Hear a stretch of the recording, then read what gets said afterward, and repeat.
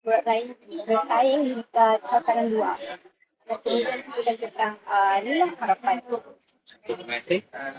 Apa yang produk saya ada ialah beras putih import, beras basmati, rusa dan juga minyak masak, kelapa sawit lah.